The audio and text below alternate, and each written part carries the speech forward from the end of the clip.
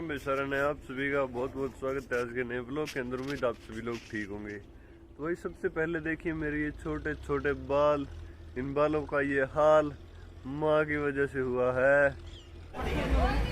मैं पहुंचने में थोड़ा लेट हो चुका हूँ, लेकिन पहुंच गया हूँ। अभी बीजेपी की रैली चल रही है।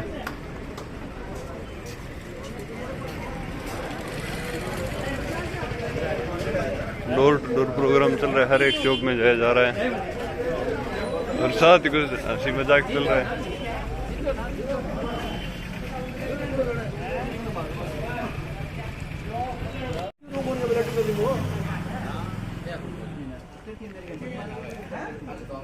तो यहाँ पे पूरी सपोर्ट चल रही है बीजेपी की। आरकेडीजे साउंड पे है अभी हम, और यहाँ पे ठंडे भी चल रहा है और लड्डू भी।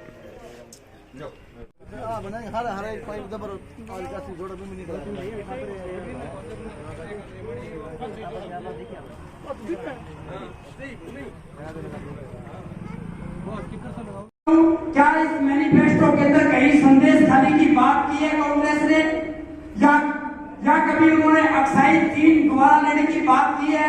एक फौजी हूं तो फौजी के हिसाब से ही बात करूंगा, फौजी वाली बात करूंगा। उसके बाद में उन्होंने कहीं रेल विस्तारीकरण की कोई बात की है? किसान है हम, किसानों के नहरों की कहीं बात की है? आपकी नहरें बिना बताए, किसी को पता ही नहीं, अपने आप पक्की होती जा रही है। किसी को कुछ पता नहीं है कि यार ये फतेहाबाद वाली सिरसा जाती है फ्रांस से, ये पक्की भी होगी, और किसी को पता ही नहीं चला कैसे होगी।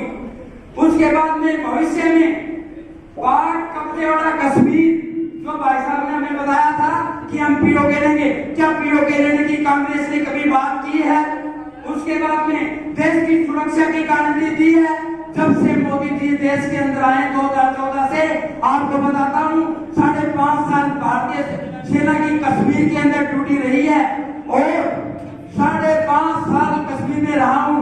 उसके बाद सीज फायर का उल्लंघन 2010, 11, 14 और 15 की जो बात नहीं करता मैं, लेकिन उसके बाद एलएसी और एलओसी दो है।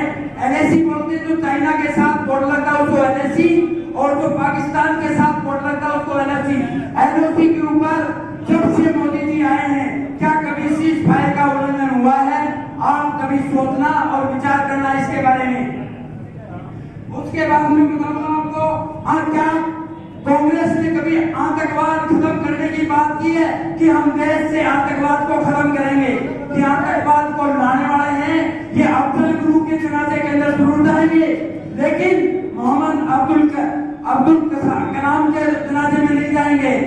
ये अलीगढ़ के अंदर जो ब्रिगेडियर थे हमारे सन 1948 के अंदर पहले मोहम्मद शहीद थे, उनके घर नहीं जाएंगे, लेकिन कसाब के जनाजे में जरूर जाएंगे। इनके आज मैं आपको बताता हूँ, तब से मोदी सरकार आई है 2014 से लेकर आज तक कभी कोई भारत के अंदर बम विस्फोट हुआ है? कहीं भी कोई सीरियल बम धमाके हुए हैं? सीरियल बम धमाके करके दाऊद इब्राहिम पाकिस्तान के अंदर बैठा है, क्या कभी उसको लाने की बात की है इन्होंने? ये कुछ नहीं करते, ये थोड़ी बड़ी जनता को बरगलाते हैं और सोचते हैं कि हम दोबारा से राज करेंगे।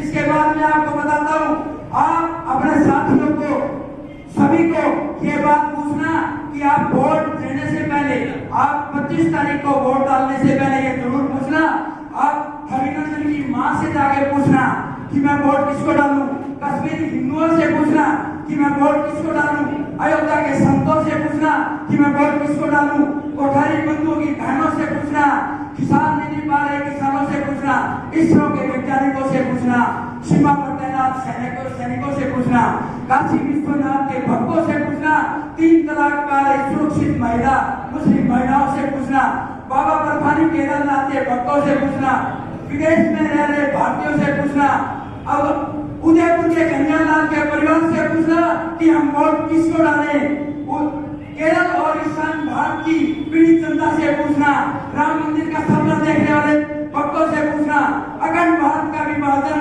इतिहास लिखने वालों से पूछना, 24 घंटे बिजली पाने वालों से पूछना, एक्सप्रेस वे का जाल बिछने से जिन लोगों को फायदा हुआ है उन लोगों से पूछना, भारत की सेना से पूछो, सिंध और अकाउंट में पैसा पा रहे लोगों से पूछना, कोरोना के वक्त भूखे लोगों को राशन मिलते लोगों से पूछना, कतर के अंदर 8 भारतीय पूर्व सैनिक थे, उनके परिवार से पूछना वाले हैं।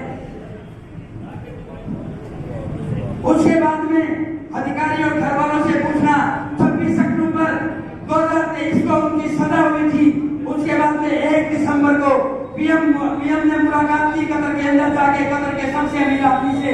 उसके बाद में 3 दिसंबर को भारतीय दूतावास का उसका अनाउंस हुआ था, उसको संदेश दिया गया था। 28 दिसंबर को उनकी फांसी की सजा कारागार में बदली गई और 12 फरवरी को मोदी जी 8 भारतीय नाविक अधिकारियों को वापिस भारत लेके आए थे। ऐसा काम किया था भारतीय जनता पार्टी ने। और ये बोलते कि वोट हमारे बोले ना, राहुल बाबा बोलते हैं कि सेना क्या चीज है। अरे सेना के बारे में मैं आपको एक कविता सुनाता हूँ सिर्फ, और ये कविता सुनाने के बाद में अपने वो शायद उधर रह गई है, मेरे पास है नहीं। राहुल बाबा बोलते हैं कि सेना क्या चीज है। अरे जो इंसान भारतीय सेना के ऊपर हाथ उठाता है तो सेना के ऊपर बारे में बोलता है कि सेना क्या चीज है, उसको ये पता नहीं अगर सेना नहीं होती तो आज यहाँ पे पाकिस्तान के दुश्मन यहाँ हमारे पास होते। उनको यही पता नहीं है कि सेना क्या चीज है। वो भारत के विकास की बात ही नहीं करते, वो देश की सुरक्षा की बात ही नहीं करते। सुरक्षा चीज क्या उनको पता ही नहीं है। वो तो सिर्फ ये चाहते हैं कि यहाँ पर द्वारा इस हिंदुस्तान को, इस भारतवर्ष को हम गजवाए हिंद बनाते। लेकिन जब तक भारतीय सेना और तुम्हारे जैसे युवा जो देश के लिए मर मिटने के लिए तैयार हैं, ये भारत जिंदाबाद था, जिंदाबाद है और जिंदाबाद रहेगा। मेरे साथ जोर से 3 बार भारत माता की जय पुकारेंगे। भारतीय सेना के अंदर हर जय को 3 बार पुकारा जाता है दोस्तों। तो मैं उस रीति रिवाज को तोड़ नहीं सकता। 28 साल भारतीय सेना में नौकरी की है। भारत माता की, भारत माता की, भारत माता की। दोस्तों मेरे पास बात तो बहुत है, मैंने पूरी किताब लिख रखी है इन कांग्रेसियों के बारे में। सच बता रहा हूँ, एक झूठ बोलता है। मेरे को भारतीय जनता पार्टी से कुछ नहीं चाहिए, लेकिन मेरे को आखिरी सांस तक भारतीय जनता पार्टी चाहिए दोस्तों, आखिरी सांस तक। जय हिंद, जय भारत। धन्यवाद फौजी साहब, आपने अपने उद्बोधन से युवाओं में जोश भरा। अपने हमारे बीच में फतेहाबाद तो फतेहाबाद से वापस आने के बाद और देखिए आप केशव को, केशव बैठे हैं बाहर इस गर्मी के अंदर। नहीं थे तो अंदर, पर मैं भी लेके आया हूँ बाहर। राधे राधे केशव। अभी नहीं मतलब लगभग 2 घंटे पहले मैं बीजेपी वालों की मीटिंग में से आ गया था और चाय के बिना भी सिर दुख रहा है। मैं सोचता था कि मैं चाय का एडिक्ट नहीं हूँ, लेकिन मुझे चाय की आदत है और मैं भी चाय बनाऊंगा, फिर चाय पियेंगे।